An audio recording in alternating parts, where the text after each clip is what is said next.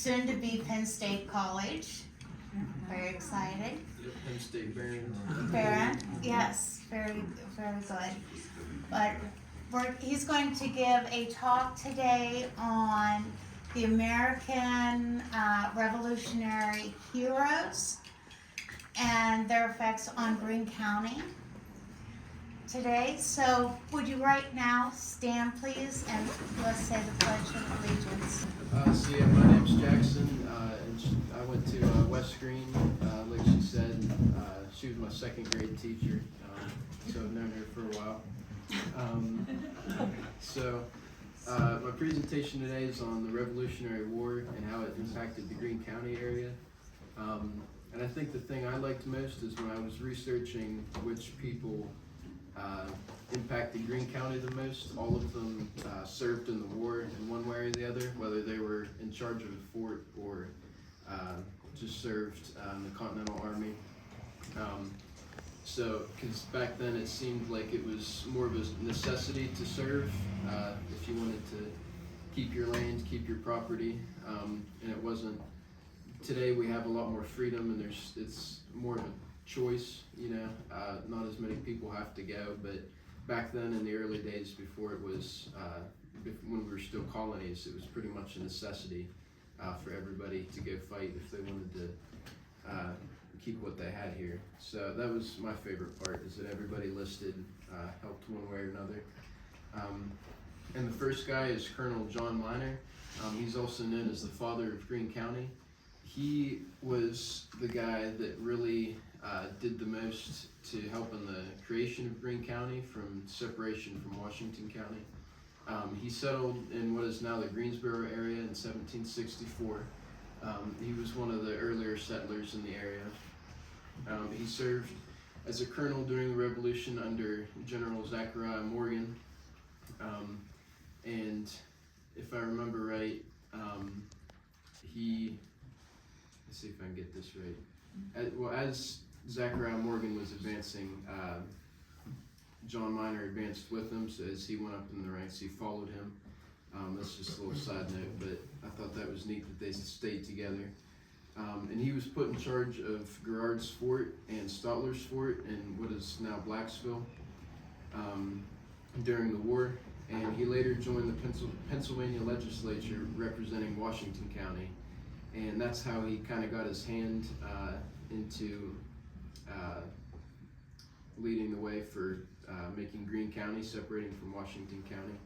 So the reason that he wanted to do that was he, like many other people in the area, if they wanted to do their taxes, if they had to go to court, anything that really dealt with the government, they would have to either walk or go by wagon all the way from here up to Washington. The close Washington, not DC. But I mean, if you can imagine, if you're living in Aleppo and you have to walk all the way up to Washington, or even just by wagon, either way it's going to be a few days. So really the main reason was just distance for the separation of the counties. And he was in there for, I think, 4 to 6 years before the separation happened, and he put together a petition. And he finally got it passed in 1796. And in that same year is when they also erected Waynesburg as the, not capital, it's not the right word, the center of Greene County where the courthouse would be. And our next guy is Reverend John Corbly. Many of you may have heard of him. He's pretty influential in this part of the county. He settled a couple miles north of Garrard's Fort, and he also served during the Revolution. And he helped form over 30 Baptist churches in the area, and this was in Pennsylvania, West Virginia, Ohio. I think I saw that he got one up in Kentucky as well. So he did a lot of traveling and a lot of influential work in setting up churches for the colonists, and also doing his best as an evangelist to the Native American tribes in the area as well. And then many of you may have heard of the Corbly Massacre, and that was when his family was on his way to church about a mile north, I believe, of Garrard's Fort, and he forgot his Bible at home at his cabin. So he went back to turn back to his cabin, and while he left, Native Americans attacked, and I believe 2 of his daughters, his wife, and 1 son were killed. And he had 1 son survive and 2 daughters survived, and 1 later died. And that was just one of the, how do I put it? That was just one of the main things that people know him for, because the Corbly Massacre was a very big deal back then, and it was one of the biggest massacres in the area. And later on in his life, I think it was about 10 years after that, I think that happened in 1786, and then later he vocalized against the unfair tax of the Whiskey Rebellion. So when the government put taxes on whiskey, he was one of the ones that didn't agree with it. Now, from what I could tell through my research, he didn't actually start any fighting at all, any skirmishes, but he, I guess, caused a little bit of trouble. I couldn't find exactly what they arrested him for, but he ended up getting arrested, and he had to be marched to Philadelphia for trial. So he had to walk all that way, and it was mostly just for being outspoken against the tax. But again, I don't believe that he actually started any violence during the Whiskey Rebellion, from what I could tell. And then John Minor, who happened to be a friend of his, also went up to Philadelphia to testify for him during that trial. And then he later, Corbly was later released because they didn't have enough evidence to support the claim. So he ended up being released and lived many years after that. If anybody has any questions throughout this, you can ask too. You can just interrupt me. And then the next guy, these are kind of the 3 biggest that I'm starting with, the most influential and starting the county. This guy's Captain and Sheriff James Cook. He settled about 4 miles east of what is now Waynesburg, and he was the commander of the local militia at Fort Jackson during the war. And he ended up being the first Greene County sheriff when Greene County was established in 1796. So he was the very first one, and he also commanded the 13th Virginia Regiment during the Revolution. And so those were the 3 biggest to me. So he was the first sheriff, James Hook, and then John Corbly was the biggest guy that was influential religiously in the area. So you have the law, and then religion, and then the last guy, John Minor, who actually formed the county. Not by himself, of course, but he started the petition to get them separated. And James Hook was the hardest to do research on, because every time I would search Captain James Hook, I'd get the guy from Peter Pan. So that was a little bit difficult. So, there's also, I forgot to mention, I have not read the book, but there's a book on him as well. I'm guessing it's by one of his relatives. So if you want to know any more about him, you can check that out. And the next is Private George Graham. So he would be my 6th great-grandfather, and he's buried over at Valley Chapel Cemetery.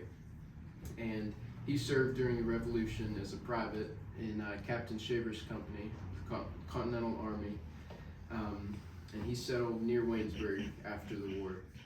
But his main contribution, county-wise, was helping build this courthouse that we're in right now. So he and George Ullin were the 2 main guys that organized and helped build it, because George Graham was very, very good with carpentry, and that's kind of how, through word, one way or the other, he found out about it and got involved and helped build the first one. And they must have done a pretty good job, because we're still in it today. And he fought in the Battle of Long Island, and he was also camped at Valley Forge. and if I remember right, Pat may be able to correct me on this, but he was wounded, a gunshot wound to the thigh during the Battle of Long Island, but he eventually recovered and made it back to Greene County. And along at Valley Forge, he was there with Washington, of course, and then Nathaniel Greene was also at Valley Forge. So you had three, I don't know how to say it, sort of three local names. You know, Washington County named after George Washington, and then Greene after Nathaniel Greene, and then George Graham, who lived in Greene County, were all at Valley Forge at the same time. So I thought that was kind of neat. Oh, and George Graham's grave, he was at, it was a Methodist church in Waynesburg. I don't remember the name, but so he's not actually buried here. This is just a marker that was moved when the cemetery fell into disrepair.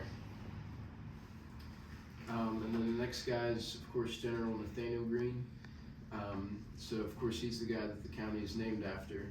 And so he had never actually set foot in Greene County. It was more naming to memorialize what he did during the war. So he spent most of his time living in Georgia and Rhode Island. I don't think he was ever really close to this area. And he did most of his campaigning in the South during the war.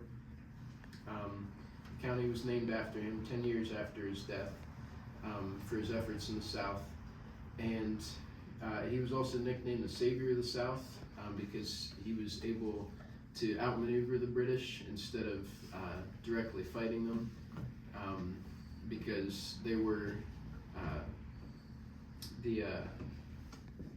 Nathaniel Greene's army at the time, they were running out of supplies, and so they couldn't really take a direct hit. So he was able to outmaneuver the British, make them waste supplies, and then the British eventually had to retreat back to the coast. So that was his big achievement, and it was a very big deal at the time, even though they didn't really win many big influential battles. They were able to keep the British away from the mainland. The next guy is General Anthony Wayne, also known as Mad Anthony Wayne, mostly for his temper, and he was known to snap at guys if they didn't do exactly what he said. These soldiers that either didn't do exactly what he wanted or weren't listening to him, he was known to get pretty snappy and mad, and that's how he eventually got the name. And for his daringness in the battlefield, he was known to be kind of not crazy, but didn't really fear much. Yeah, fearless, brave. And so he came from Waynesboro in Chester County, PA, which was his family estate. And he's, of course, what Waynesburg is now named after. And that was, again, to commemorate his military career, even though he never stepped foot in Greene County either. So him and Nathaniel Greene never really did much personally for Greene County, but it was a memorial type of thing to commemorate their careers and what they did during the war.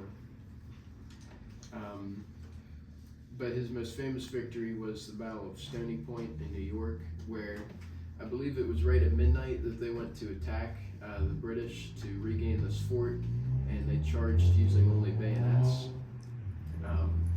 And so it was a pretty risky move since the other guys had guns, but they were just going at them with bayonets. But of course they had the element of surprise going in at midnight. And that was his most famous victory, and one of the ones that he was pretty fearless at, and that's kind of where his nickname came from. And I did see this in one spot, but I couldn't really confirm it. I saw that he might have taken a gunshot wound somewhere to the head and then still fought the rest of the battle. I'm not sure if that part's true. I saw that at one point or another, but I couldn't tell if it was credible or not. So that just shows you how mad he is if he's able to take a gunshot wound to the head and keep going. And the next are a few forts and stockades, blockades, whatever you want to call them, that were in Greene County. Most of them were used to defend against the Native Americans in the area. During the war, they could have been used to defend against the British if they ever got up here, but the British Army never made it to this area. So they were mostly just used to defend against the Native Americans. It was built in 1774 around the Girard Homestead. So most of these forts were stockades, blockades. They were all built around family homesteads, or they were built by a family or a couple families in the area that kind of band together to make a safe spot if something ever happened. And again, it was mainly used for Native American attacks, but it wasn't the bigger threat. So Native Americans were always kind of a threat to the settlers. But then once the war hit, the British weren't up here, but the British made allies with some of the Native Americans in the area. So then there was kind of an increased risk for attack, because now the Native Americans who already don't like us are told to attack us by the British. So that was another big fear at the time. And John Minor, who I mentioned earlier, he took command of the fort as a captain in 1777 and was there throughout most of the war. And then the rough location of the Corbly Massacre that I mentioned earlier was about a mile north of the fort. And then the John Corbly Baptist Church is also very close to that vicinity. That was John Corbly's not most successful, but maybe most prominent church that he established. And I think it's still in service today, as far as I can tell. And so that's his biggest one. But again, he helped establish over 30 in the surrounding states. And the next is Fort Jackson. This one was also built in 1774, and it was used to protect the settlers from native attacks. And Captain James Hook, he was the first Greene County sheriff that I mentioned earlier. He was in charge of the fort and its militia during the Revolution. And then it kind of seemed like some of these forts came up before the war started, and they were kind of just there just in case. And then during the war, the army kind of came in and took over and put leaders in place, either captains or colonels, and put them in there. So really they weren't occupied by the army before then. They were kind of just family safe shelters kind of. And then some of them during the war, the military came in to use them. And the men at this fort, they had the nickname of the Minutemen of the Frontier, since back then this side of Pennsylvania was kind of the furthest out that anybody had gone. And so it was known as the Frontier at that time. And then of course the original Fort Jackson, as you all may have seen, was inspired the name for the Fort Jackson Hotel building. It's not a hotel anymore, but the only picture of anything that I was able to find related to Fort Jackson was this hotel little pamphlet or advertising that I could find. So I thought that was pretty neat, because that hotel was around for a while, and it was tied to a big part of the history. And I think Fort Jackson, it was a couple miles outside of Waynesburg, if I remember right. I don't think it wasn't really near the actual hotel, but I'm not sure about that. It wasn't really clear through my research. And then the next one that I had never heard of before, it was kind of new to me, was Fort Swan and Van Meter. So the Swan and Van Meter families, they were some of the earliest settlers in the area, and they settled near the Dry Tavern, Rice's Landing area. And I couldn't find the exact year it was built, somewhere between 1769 and 74. And this one was more of one of those family stockades. The two families, the Swan and Van Meter families, and then also Thomas Hughes was involved in helping build it for those three, and then other families in the area. And this one was again for protection against the native tribes. And and then during the Revolution, it was taken over by Captain Jesse Pigman. And none of these forts that I've mentioned so far witnessed any attacks from the British directly. So these captains and colonels that were in charge of them, they were kind of just there as a just-in-case sort of thing. We had Captain Jesse Pigman was the one to take that over. And I don't think that there's much of anything left of any of them, so really all I could find were these national landmark signs that mark the rough locations of them. And then the last one that I'll go over is the Ryerson Blockhouse.